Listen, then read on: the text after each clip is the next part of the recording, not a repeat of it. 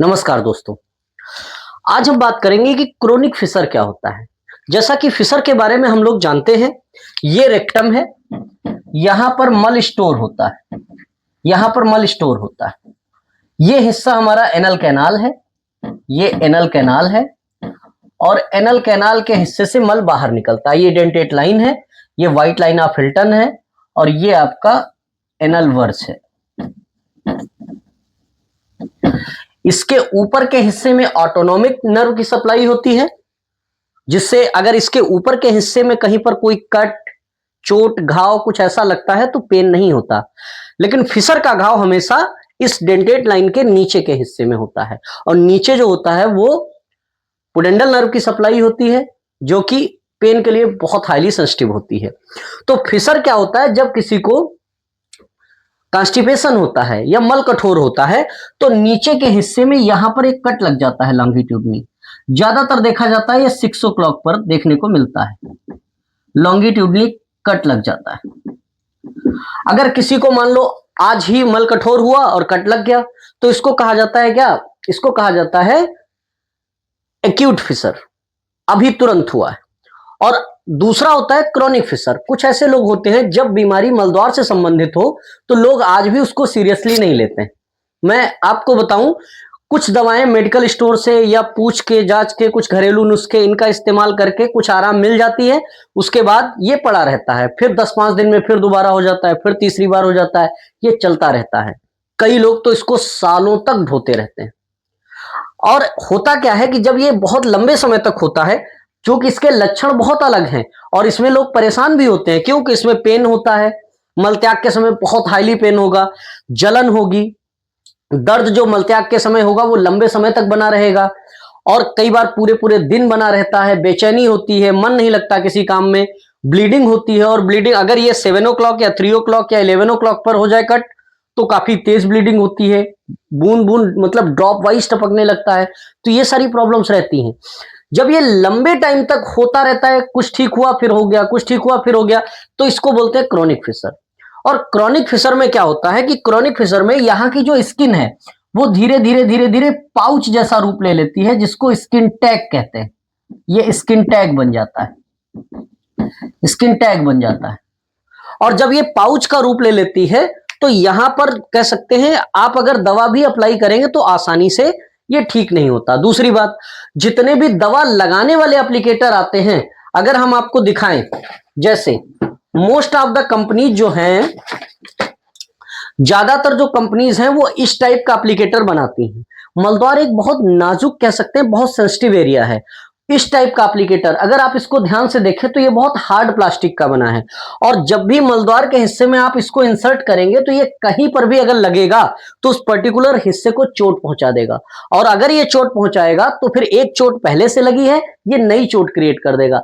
मतलब दवा लगाते टाइम भी चोट लगने के चांसेस हैं। और दूसरी बात, पर्सन को जानकारी ना होने की वजह से लोग जब भी आस पड़ोस किसी से पूछते हैं तो पाइल्स की दवा खाते रहते हैं।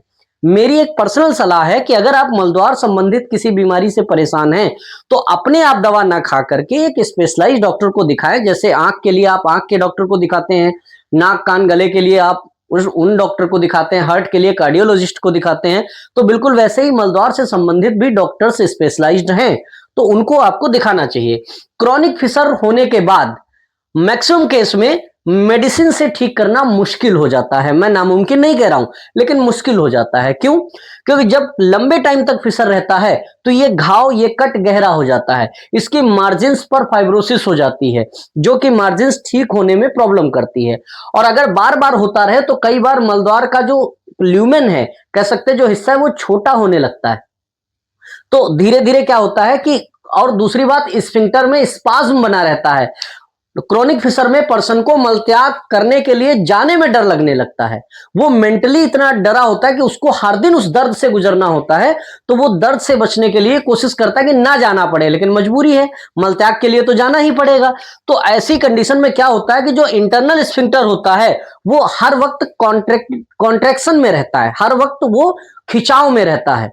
और खिंचाव की वजह से मलत्याग के लिए जब भी जाता है तो कह सकते हैं ओपन नहीं होता, खुलता नहीं है। और खुलता नहीं है तो जब भी खुलेगा तो जो पहला टुकड़ा निकलेगा उसके लिए बहुत पेन होगा उसको। तो वो कह सकते हैं पर्सन बहुत परेशान रहता है। तो ये क्रोनिक होने से पहले ही आपको डॉक्टर से मिलना चाहिए और आपको प्रॉपर ट्रीटमेंट लेना चाहिए। मैं आपको बता दूं, मोस्ट ऑफ द केसेस में जो फिशर के केसेस हैं उनमें सर्जरी की जरूरत नहीं पड़ती। सर्जरी की जरूरत तभी पड़ेगी जब वो क्रोनिक हो जाएगा। कहने का मतलब लंबे टाइम तक अगर वो पड़ा रहेगा तो इसकी मार्जिन पर फाइब्रोसिस हो जाएगी, इसका जो बाद वाला हिस्सा है उसमें स्किन टैग डेवलप हो जाता है। और आप कमेंट के जरिए बताइए कि इस स्किन टैग से और क्या क्या नुकसान हो सकते हैं और क्या क्या प्रॉब्लम और हो सकती हैं। तो उम्मीद है आपको समझ आया होगा कि क्रोनिक फिशर क्या होता है। दूसरी बात, जब भी अगर आप सोचेंगे कि इसको देखने की कोशिश करेंगे, जब भी आप किसी डॉक्टर के पास जाएंगे तो इसमें प्रोक्टोस्कोपी नहीं करनी चाहिए, ना डॉक्टर करता है। अगर स्पेशलाइज्ड डॉक्टर होगा तो वो प्रोक्टोस्कोप इसमें यूज नहीं करेगा। क्यों?